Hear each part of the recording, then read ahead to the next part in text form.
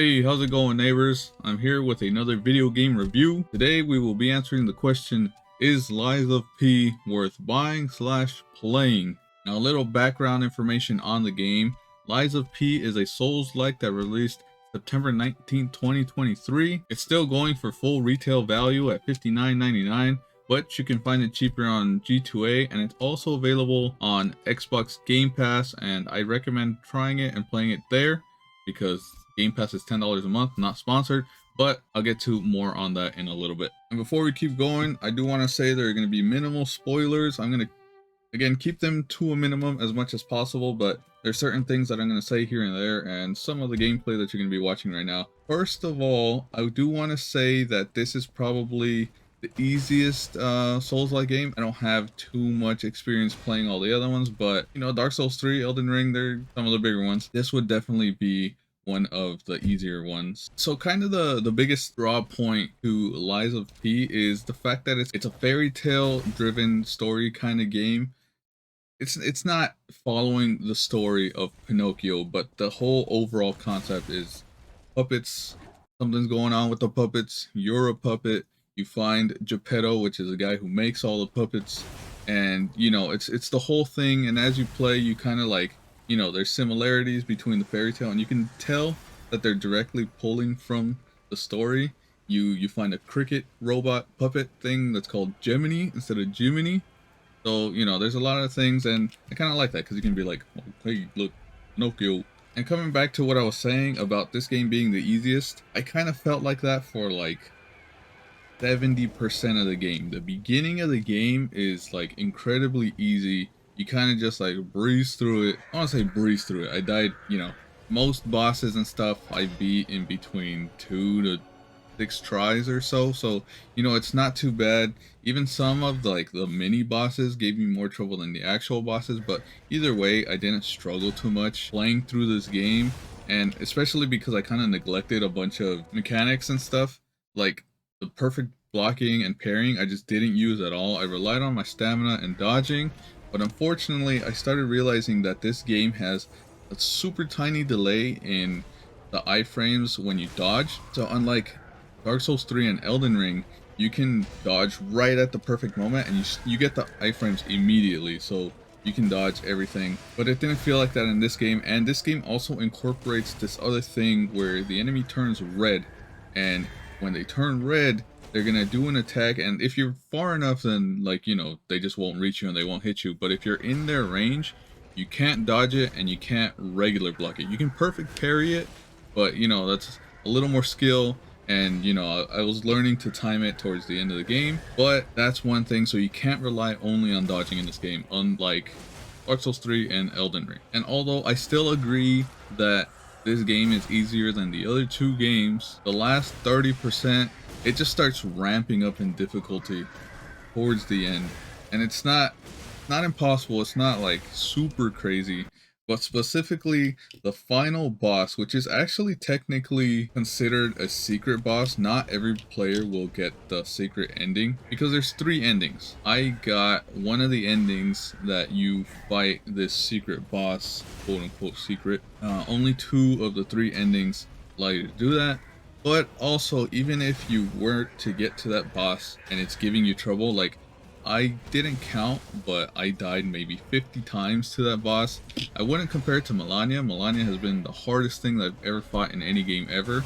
But this guy was giving me some problems until I started learning how to block. I didn't learn how to block and block and perfect block until that last fight. So that's why some of the other bosses gave me some trouble early on in my first playthrough. And if you find yourself having trouble beating that boss, you can actually go to a Stargazer, which is the equivalent of a bonfire or a grace point or whatever checkpoint in Souls-like games, and you can just choose the other ending. I'm not gonna ruin the ending. It's kind of crazy. I think this game does its job to, you know, convey its story, give us a Souls-like experience, and do all these things. And I don't have any super major negative things to say about it, but the one thing that I didn't like would be the stagger system. It has like a 2-part stagger system. I guess it would be like a 3-part.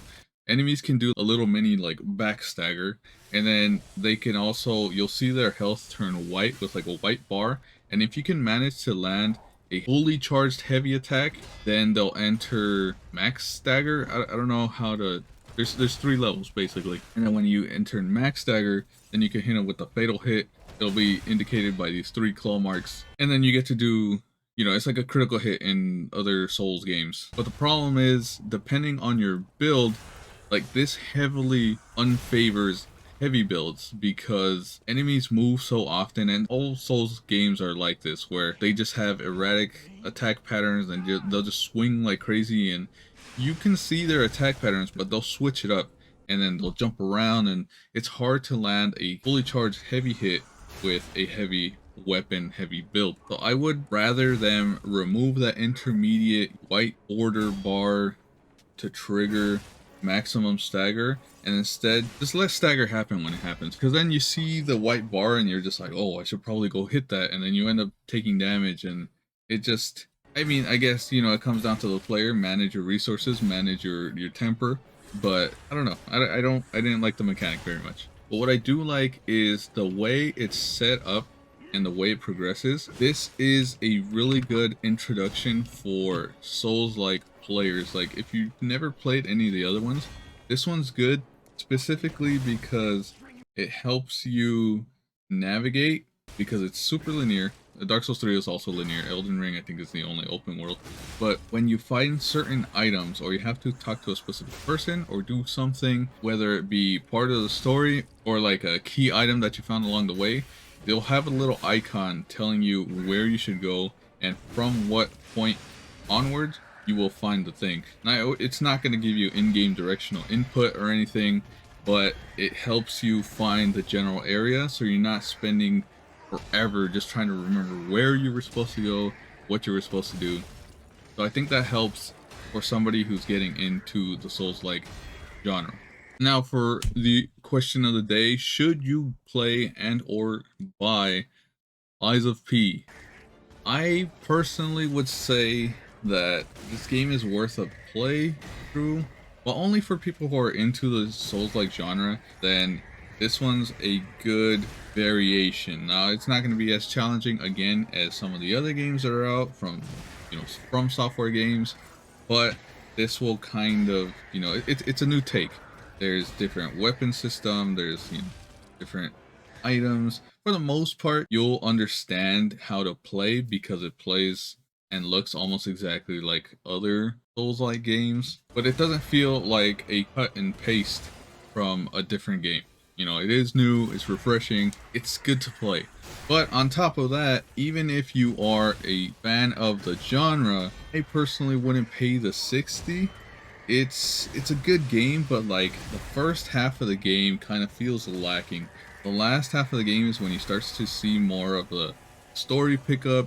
You start to get more difficulty, which is like, you know, more on par with the Souls-like genre, and it feels like more of an actual game, I guess. I don't even know how to explain it, but because you only kind of get that in the last half of the game, I don't think it's worth 60. I'd probably say maybe 30, which also, you know, brings me back to what I was saying. It is on Game Pass currently as of January 2024, and you know, some people prefer to buy the games, but if you're just going to play it and, you know, have the experience of playing it and not touch it again, which is something I tend to do, I think it's worth the $10. Even if you were to do the 1 month, cancel it, $10 for this game.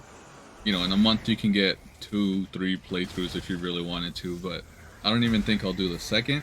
It was fun, but not enough for me to play it again. Definitely not enough to pay full price. And that's about it. I wanted to keep spoilers and any sort of actual game information to a minimum. I'm not trying to spoil the experience. You know, again, if you're a Souls-like enthusiast, go play this game, but go get it on discount. You know, save your money. There's ways to get it cheaper. Let me know what else you'd like to see me review. It could be places, games, food, whatever you could think of. Let me know, and I'll see you guys all later.